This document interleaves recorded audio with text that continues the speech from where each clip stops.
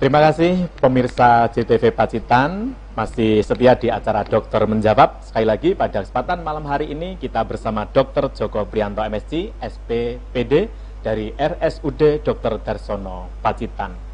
Dok, tadi kita membahas sampai pada ada 2 jenis penyakit ginjal ya. Yang pertama akut, yang kedua kronis ya.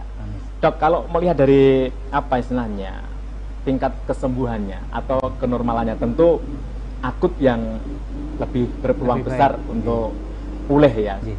Nah, ini apa yang harus dilakukan? Apakah langsung tindakan medis atau ada hal-hal yang bisa dilakukan secara mandiri oleh pasien itu, Dok? Ya, terima kasih.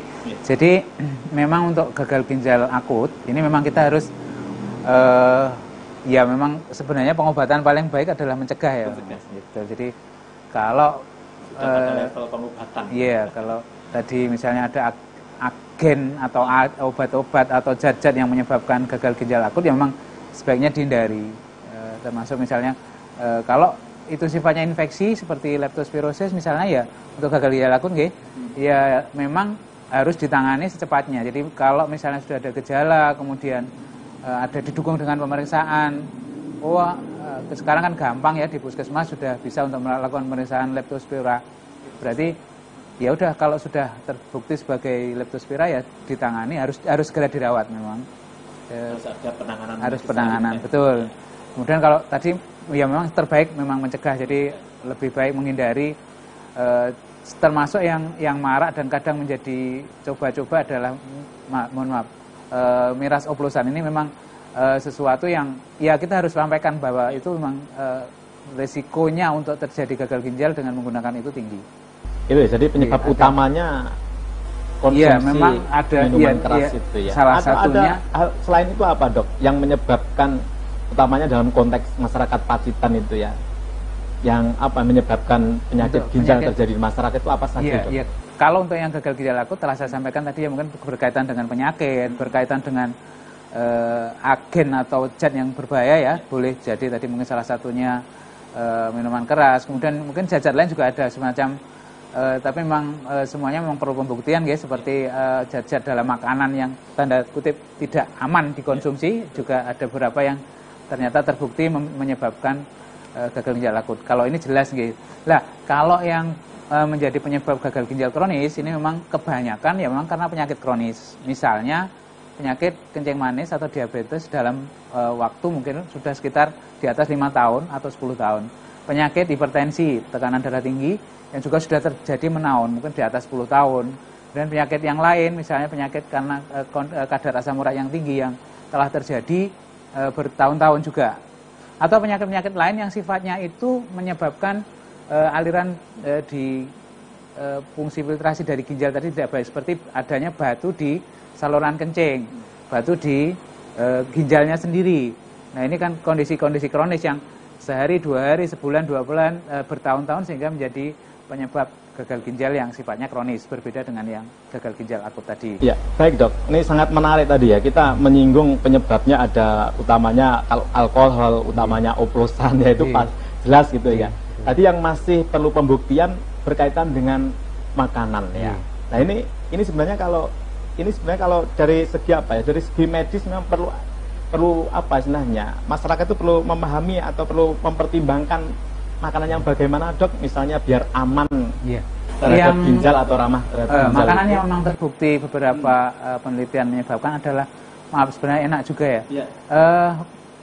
Yang proteinnya itu tinggi banget dan susah dicerna oleh ginjal. Salah satunya adalah jengkol dan pete. Jadi hati-hati, tidak semua memang orang yang mengkonsumsi, ya betul, tidak orang yang mengkonsumsi jengkol dan pete menjadi sakit ginjal. Tapi kalau orang memang punya potensi untuk kelainan ginjal, mungkin yang makanan-makanan seperti ini, yang dia itu sebenarnya isinya protein yang tinggi, yang susah dicerna oleh ginjal, itu nanti akan membebani kerja ginjal, dan disitulah nanti akan terjadi kerusakan sel-sel ginjal. Kalau orang awam ini, Dok, orang awam seperti saya misalnya, karena ya juga suka pada pete, suka pada jengkol itu ya. Nah, ini kita bisa mengidentifikasi terhadap makanan yang tinggi protein. Saya tahu kalau tinggi protein kan dari dokter. Itu apa misalnya kita bisa mengidentifikasi secara mandiri, oh ini makanan ini tinggi banget proteinnya. Itu bagaimana caranya, Dok? Iya, memang protein kan terbagi dua ya Mas, sumber dari hewani dan nabati. Protein yang bagus, yang mempunyai nilai biologi 0. Maksudnya begini, kalau kita masukkan 1 gram, maka badan akan memproses 1 gram dan keluar 0. Tetapi seperti protein-protein yang saya bilang tadi, kacang-kacangan, sebenarnya kacang PT dan jengkol kan kacang dalam bentuk besar, kacang-kacang besar kita bilang, dari suku kacang-kacangan juga kalau kita bicara mungkin belajar ilmu biologi dulu, suku kacang-kacangan PT jengkol. Intinya makan jengkol keluarnya masih jengkol. Iya betul. Makan pete keluarnya pete itu iya, berarti itu kan bisa dideteksi misalnya panjenengan kalau habis makan jengkol dan pete nanti di kamar mandi keluar baunya masih itu karena tadi ginjal itu tidak bisa menyaring. Termasuk temannya nggak tahan ya? Iya betul. jadi nilai proteinnya rendah. Jadi kalau dia masuk 1 gram, maka yang keluar yang disaring mungkin hanya sekitar sekian 0, berapa dan gram. masih ada sisanya. Dan masih ada sisa dan itu yang kemudian menjadi perlu dipertimbangkan ginjal.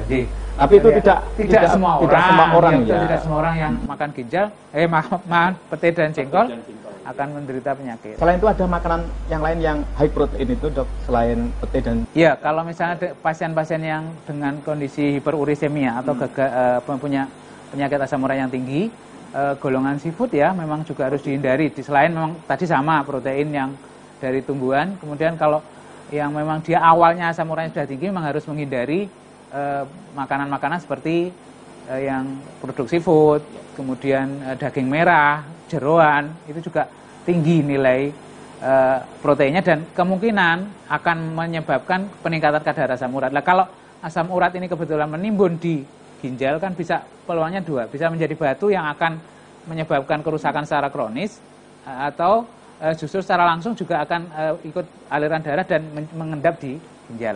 Artinya sebenarnya ada pemahaman semua makanan itu baik, ya. Tapi ternyata secara subjektivitas ada makanan yang badannya mungkin yang tidak baik karena ada kondisi tertentu memang permisif ya. Iya, betul. Akhirnya tadi seharusnya proteinnya itu memang kalau untuk anak sekian, bisa diurai sekian. Betul. Masa pertumbuhan harus baik, tapi untuk kita mungkin yang 40 ke atas, 30 ke atas karena metabolisme sudah turun, fungsi ginjalnya juga mungkin sudah tidak sebaik awal sehingga masukan yang masuk ke dalam tubuh juga harus diperhatikan, jangan sampai berlebihan menyebabkan kerusakan malah. Dok, kalau dari segi umur ya, Dok, ya, ini ginjal ini pilih-pilih nggak sih, Dok? Memang dalam perhitungan laju filtrasi glomerulus itu rumus dasarnya itu adalah ada faktor usia di sana. Jadi usia menjadi faktor pembanding. Jadi kalau semakin tinggi usia, kalau kita ingat pembagian umur ini di bawah. Kalau pembandingnya ini lebih besar, otomatis kan nilai akhirnya menjadi turun. Maksudnya semakin tinggi usia, maka kecepatan laju filtrasi glomerulus secara alamiah dia akan turun. Jadi mungkin kalau ini berkaitan dengan sel-sel nefron, sel-sel glomerulus itu memang sifatnya sekali dia mati itu tidak bisa dilakukan regenerasi. Mungkin sama seperti sel-sel di tempat lain, sel otak misalnya, sekali dia cedera, mati, maka dia tidak bisa digantikan oleh sel-sel baru. Beda dengan misalnya kulit, kalau misalnya luka, kulit kan nanti tumbuh kulit yang menggantikan. Tapi beda dengan sel-sel ginjal maupun sel organ dalam yang lain. Artinya mengapa saya tanya demikian itu kan ada pemahaman di masyarakat itu bahwa gaya hidup itu loh. Gaya hidup itu juga akan mempengaruhi kerja ginjal. Betul. Gitu loh. Itu apakah ada korelasinya itu, Dok? Betul. Jadi misalnya yang saya sampaikan terkait dengan makanan tadi, termasuk gaya hidup itu ya. Iya, terkait dengan kan nanti kan ujung-ujungnya misalnya dengan gaya hidup yang jelek, tensi naik ujungnya kalau itu berpuluh-puluh tahun akhirnya merusak ginjal. Kemudian misalnya intake cairan yang seharusnya dipakai untuk ikut melakukan pembersihan darah kurang, minumnya kurang. Misalnya ada kan memang kalau kondisi sehat kita harus minimal minum air 8 gelas misalnya. Betul. Iya, seperti itu. Tapi kalau misalnya ada kekurangan, maka ya tadi akibatnya mungkin ginjal juga akan tidak berfungsi optimal dalam fungsi penyaringan. Yeah. Tentu penanganannya berbeda-beda tadi ya, Dok, antara akut dengan kronis. Kalau kronis sendiri, Dok, ini kemungkinan sembuh itu berapa besar? Yang Apa pertama yang harus mempengaruhi itu? kita sampaikan kepada penderita atau pasien dan keluarga, Iya.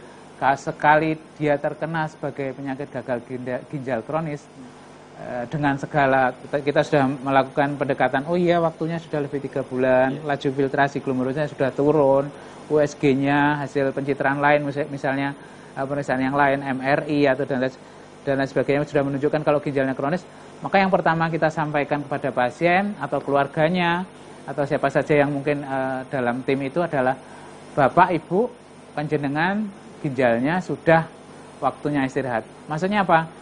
Penyakit gagal ginjal kronis memang saya sampaikan tidak bisa sembuh.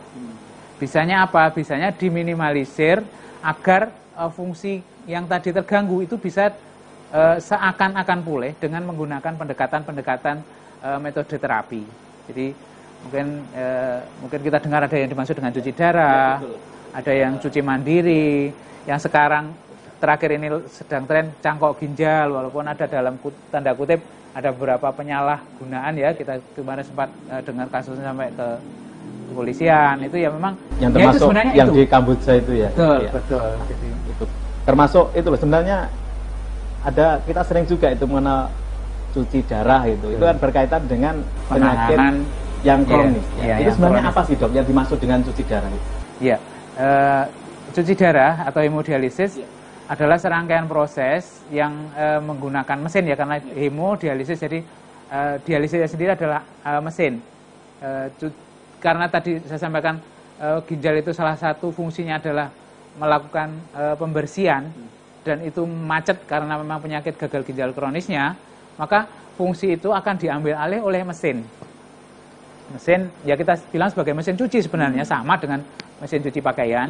Cuma metodenya adalah darah dari pasien yang kotor tadi kita keluarkan lewat saluran, kita masukkan ke mesin cuci tadi, kita proses di mesin itu, setelah bersih kita kembalikan ke pasien. Itu cara kerjanya seperti Cara itu kerjanya secara gampang mungkin akan seperti ya. itu. RSUD Dr. Darsono sudah tersedia itu? Kita ada 18 mesin ya, dan sudah melayani sekitar mungkin bisa dikalikan saja, jadi satu pasien itu kita bisa melakukan cuci seminggu 2 kali dengan mungkin dikalikan aja 18 dikalikan sehari 3 kali, kemudian untuk seminggu dibagi 2, mungkin ada sekitar 200-an pasien kita yang aktif menjalani cuci darah. 200 pasien yang melakukan Iya. cuci darah di RSUD Dr. Darsono. Termasuk mungkin yang beberapa diantaranya belum mendapatkan jadwal khusus karena memang kita ada keterbatasan mesin. Dokter Joko, ini angka ini bagi apa istilahnya dari segi medis bagaimana untuk Pacitan itu sendiri, dok?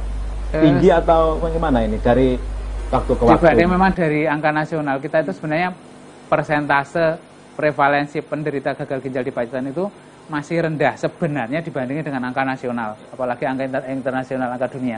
Tetapi saya jadi sanksi, apakah sebenarnya angka kita itu segitu, ataukah memang pendekatan kita yang masih kurang? Maksudnya masih ada beberapa pasien yang ternyata belum sampai ke layanan, belum punya akses untuk mendapatkan layanan kesehatan, sehingga belum diketahui apakah ternyata penyakitnya yang dulu mual-mual, sesek, lemes, lemah itu ternyata ujung-ujungnya gagal ginjal. Itu yang mungkin nanti menjadikan perhatian kita bersama gitu, untuk bagaimana memahamkan masyarakat, gagal ginjal itu seperti ini gejalanya, kemudian pemeriksaannya seperti ini, penanganannya seperti ini, yang itu yang mungkin harus lebih kita sampaikan kepada masyarakat. Ya.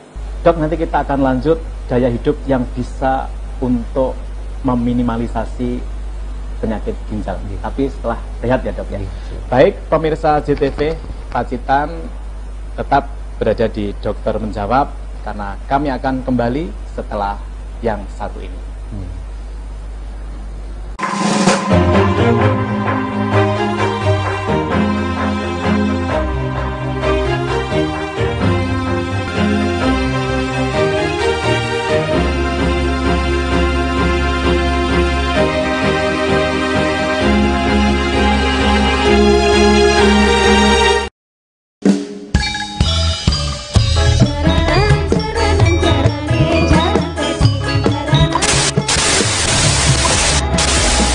Nonton GTV tidak jelas. Sudah tidak zamannya lagi. Sekarang saatnya pindah ke TV digital. Dan untuk menikmati tayangan TV digital, siapkan set-top box dan sambungkan ke antena TV. Tekan tombol setting pada remote set-top box dan pilih auto scan. Tunggu beberapa saat untuk menikmati program-program terbaik kami. Dan jika DVB-T2 tuner sudah tersedia di TV Anda, cukup tekan menu, pilih setting, pilih saluran, lalu auto scan. JTV Digital siap menemani Anda dan keluarga.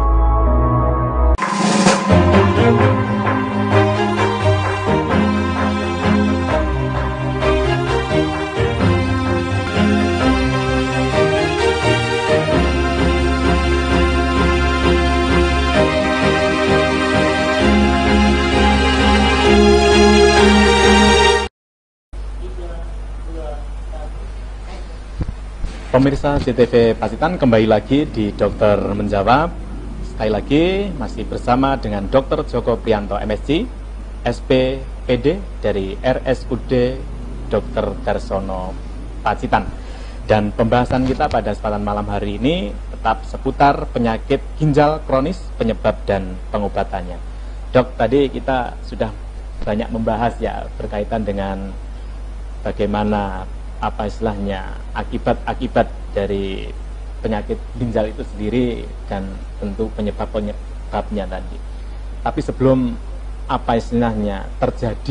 terjadi gangguan pada ginjal itu sebenarnya kan ada ya yang perlu kita lakukan sebagai bentuk preventif atau pencegahannya. Paling tidak berkaitan dengan gaya hidup.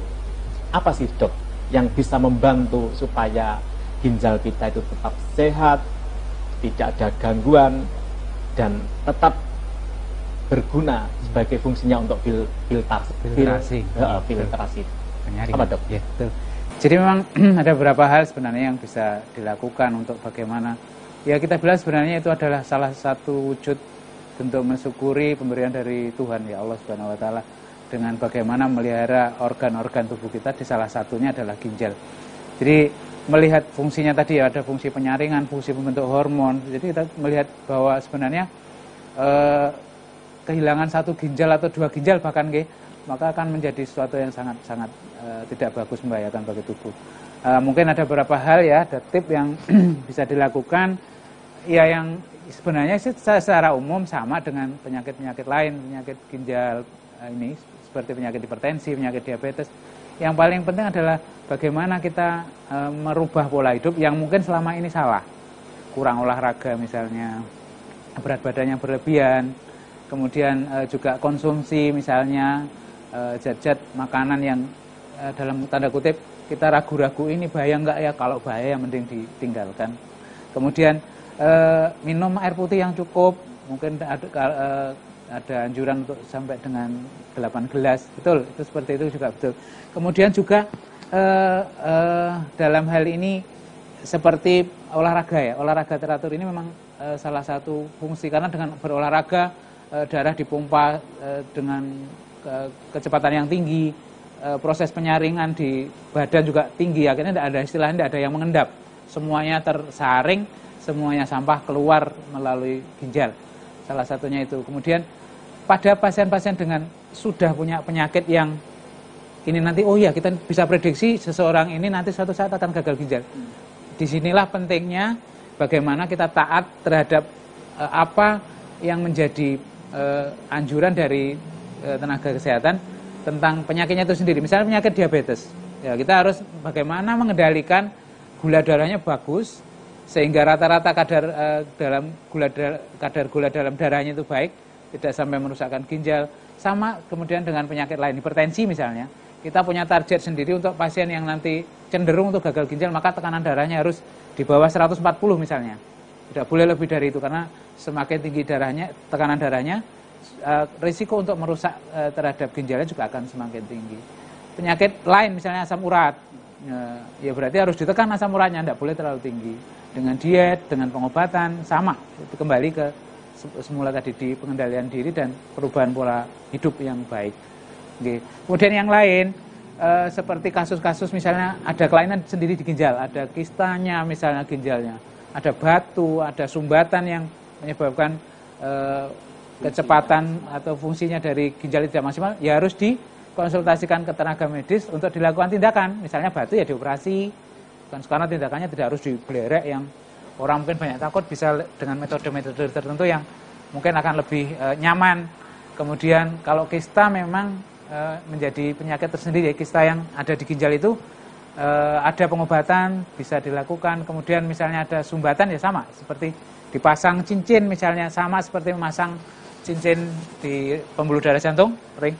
Ada kita dikenal pemasangan digisten misalnya untuk ginjal yang mengalami penyempitan salurannya sehingga dia akan lancar seperti tidak ada gangguan. Jadi hal itu yang perlu dilakukan ya, agar tidak mengganggu kerja ginjal. Ya, Dok. Tapi kalau istilahnya dari konteks Pacitan sendiri, Dok, Dokter Joko kan pengalaman ya terkait dengan pasien-pasien itu. Misalnya ada hipertensi tadi, ada yang kedua tadi apa, Dok? Diabetes, ada itu. Itu dari sekian penyakit-penyakit yang arahnya ke ginjal atau yang menyebabkan gagal ginjal, itu kalau dalam konteks Pacitan itu dominan itu apa, Dok? Kalau mungkin beberapa dekade yang lalu penyebab yang sifatnya penyumbatan seperti saya bilang tadi sebagai batu itu masih berperan ya dalam untuk pasien-pasien dari Pacitan. Tapi ternyata dari statistik yang terakhir yang kita pelajari dari pasien yang ternyata akhirnya kembali harus melakukan cuci darah, penyakit-penyakit metabolik seperti diabetes ini menjadi juara, menjadi nomor 1. Diabetes, hipertensi, penyebab utama dari gagal ginjal kronik. Jadi sebenarnya harus dihindarinya itu awal jauh. Ya, mulai jangan sampai terkena diabetes. Kalau sudah terkena diabetes, bagaimana harus taat makannya, taat olahraganya. Komplikasi itu, Dok. Betul. Jadi kita bilang kalau di medis itu target organ.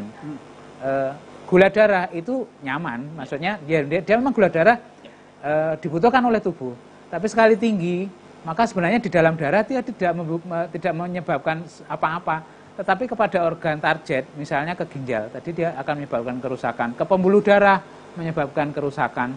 Nah disitulah yang namanya mungkin kalau awam kita sebut sebagai komplikasi. Ini diabetes, komplikasi ginjal. Tapi kita sebutnya kalau di medis sebagai kerusakan organ target. Ya, dan organ target. Ya, yang itulah yang kita jaga memang pada saat edukasi kepada pasien diabetes misalnya, hipertensi, Bapak Ibu, ini kita mengobati penyakit jenengan itu bukan mengobati angka, maksudnya gulanya 300, 400, oh ya sudah turun, bukan itu, tapi jangka panjang adalah bagaimana menjaga agar target organ tadi, ginjalnya tidak rusak, matanya tidak rusak, kemudian pembuluh darah baik otak, baik jantung tidak tersumbat yang nanti akan menyebabkan gangguan di serangkaiannya itu. Betul, dengan penanganan yang saya kira ya harus adekuat semuanya. Dok, beberapa waktu yang lalu juga viral ya secara nasional itu ya, bahwa tadi saya nyinggung juga apakah ginjal ini termasuk penyakit yang tidak pandang umur ya. Ini kan kita beberapa waktu yang lalu itu kan ada ya secara nasionalnya, ada anak-anak itu bagaimana lo di Pacitan sendiri, pernahkah Dokter Joko itu menemui pasien itu yang masih kategori anak, bukan faktor U gitu? Pernah, tapi memang angkanya sangat kecil dan alhamdulillah untuk pasien yang harus kita cuci darah di sini kita tidak ada yang usia anak, maksudnya yang di bawah 18 tahun tidak ada, alhamdulillah. Tapi memang dulu ada beberapa kasus yang terpaksa harus kita rujuk ke luar kota karena kita ada keterbatasan di ginjal buatan yang untuk mencuci itu, dialiser kita sebutnya, itu memang berbeda antara yang untuk dewasa dan anak-anak. Daya kan ukuran ginjal dewasa dan anak juga berbeda. Maka nanti pengganti ginjalnya itu juga berbeda ukurannya. Nah ini kebetulan ada 1-2 kasus, tapi tidak banyak angkanya. Itu harus kita rujuk keluar kota untuk anak-anak yang mengalami gagal ginjal. Itu apa penyebab kalau di umur anak-anak itu, Dok? Kalau anak kebanyakan infeksi. Infeksi ya? Infeksi, betul. Infeksi itu disebabkan karena higienitas bisa atau kuman paling banyak memang kuman. Biasanya kumannya tidak serta-merta di ginjal, tapi bisa dari saluran pernapasan, saluran pencernakan yang kemudian racunnya sendiri menyebar ke ginjal. Jadi itu tadi ya rangkaiannya itu. Betul. Karena ginjal itu berada di paling terakhir detoksifikasi atau penyaringan. Gitu. Betul. Ya, itu ya kita harus menjaga ginjal ya. Iya. Dok, dari segi ini kan menjadi isu internasional ya berkaitan dengan ginjal itu. Bagaimana dengan apa istilah dari segi dokter spesialis ginjal atau spesialis dalam ya, itu apa mempunyai fokus utama bagi masyarakat terhadap pencegahan dini. Program-program apa yang sudah dilakukan, Dok, biar tidak sampai masyarakat itu mengalami gagal ginjal, penyakit ginjal, ginjalnya tidak berfungsi maksimal itu.